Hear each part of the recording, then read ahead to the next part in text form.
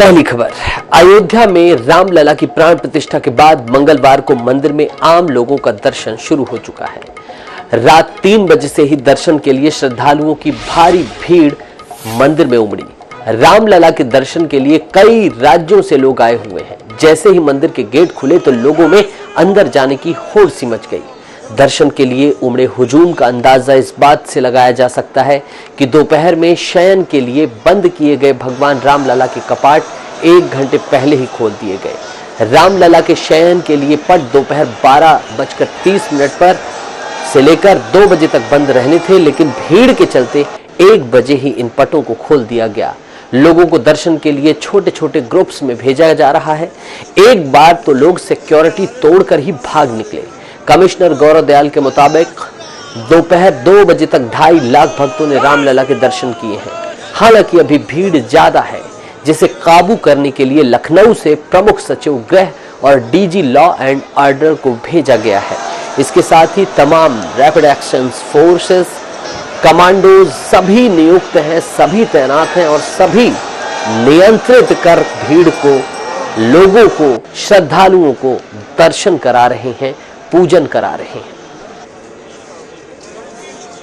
BS लाठी हमारे सहयोगी संवाददाता अयोध्या से सीधा जोड़ रहे हैं, उनका रुख करेंगे। लाठी साहब, क्या स्थिति है वहां? 2.5 लाख से अधिक लोगों ने दर्शन कर लिया है। क्या जो वीवीआईपीज फंसे थे वो बाहर निकल गए हैं? दर्शन की क्या रूपरेखा है? क्या अब सब स्थितियां सामान्य हैं? और क्या क्या चल रहा है वहां इतनी भारी अपार भीड़ के बीच?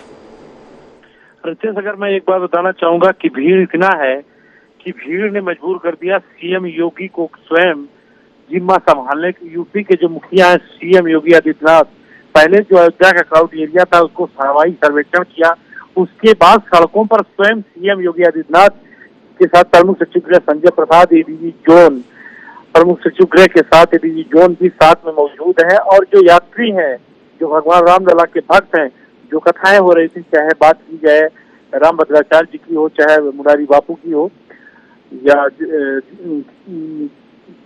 जो कथाएं चल रही थी जो कि नंदन ठाकुर की हो, तो जो कथाएं थी नेपाली बाबा से लेकर के जो अनुष्ठान हो रहे थे अयोध्या में, तो कई लाखों भीड़ जो अयोध्या में थी, एक बैग ही रात से ही भीड़ों का जो जत्था था वो वहां से मठों मंदिरों में जो लोग देश के कोने कोने से आए थे वो टूट पड़े, अचानक टूट पड़े। तो भीड़ की जो व्यवस्था थी अव्यवस्था में बदल गई।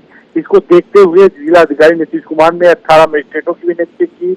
उसके बाद में जिला प्रशासन ने अयोध्या में आने जाने वाले जो वाहन थे, जो आने वाले लोग थे, उनको पूर्णतः प्रतिबंधित कर दिया कि बाहर से आने वाली श्रद्धालु हो या कोई यात्री हो, उनको प्रवेश पर वर्जित किया गया। ना उनकी कोई यात्री हो, चाहे रेलवे स्टेशन, चाहे बस हो या हवाई सुविधाएं हैं, उसको देखते हुए अपील की गई है कि अयोध्या में भी ना है, क्योंकि बहुत क्राउड को देखते हुए, भीड़ ज्यादा जो बढ़ी है उसको देखते हुए अयोध्या में प्रवेश वर्जित किया गया है। और जो सीएम है स्वयं यूपी के मुखिया योगी आदित्यनाथ, वो स्वयं सड़कों पे है और जो भीड़ है उसको नियंत्रण करने में श्रद्धालुओं को कोई दिक्कत ना हो, एक जत्था बना के तमाम आईपीएस लगाए गए हैं, पैरामिलिट्री फोर्स है। तो सुरक्षा व्यवस्था के व्यापक इंतजाम को देख के ड्रोन से कहाँ जो भीड़ का जत्था है उसको सकुशल निकालने के लिए जो अयोध्या में तमाम जो फोर्सेस थी उनको रोक करके, और प्रमुख सचिव से लेकर चीफ सेक्रेटरी और डीजीपी तक अयोध्या में मौजूद है सूबे के मुखिया के साथ। अभी क्या स्थिति है लाठी जी, क्या स्थिति है अभी? कितने लोग वहां हैं अंदाजन? और इस स्थिति को सामान्य रूटीन में होने के लिए जो एक दिन में व्यवस्था सरकारी मानक बनाए गए हैं, उस स्थिति में पहुंचने के लिए क्या बहुत समय लग जाएगा या कल तक ये स्थिति संभव हो पाएगी?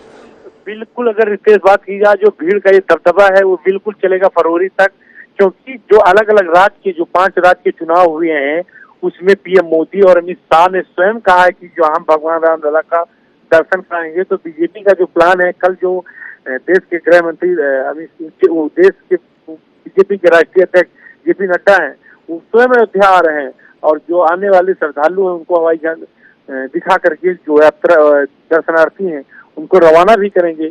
तो इसको लेकर स्वयं जो क्या व्यवस्था का मैनेजमेंट है, जो लोकल आसपास जिले के जो क्राउड है उसको भी देखते हुए, क्योंकि अगर खोला जाएगा तो अयोध्या में इतनी भीड़ हो जाएगी जैसे 92 में कार सेवकों का अपार जनसमूह उमड़ा था, वही हाल अयोध्या में देखने को मिलेगा कि जो पुलिस व्यवस्था है, मैनेजमेंट पूरी तरीके से ध्वस्त नजर आएगा। जी। देखना होगा कि प्रशासन इस स्थिति को कैसे नियंत्रण करता है। खाने पीने, रुकने, इलाज, तमाम तरह की व्यवस्थाएं जरूरी होती हैं और सभी श्रद्धालुओं से भी आग्रह रहेगा कि शासन प्रशासन के जो भी नियमानुसार जो उन्होंने एडवाइजरी जारी किए उस अनुसार अपनी उपस्थिति दर्ज कराएं। लाठी जी, इस तमाम जानकारी के लिए बहुत बहुत शुक्रिया आपका।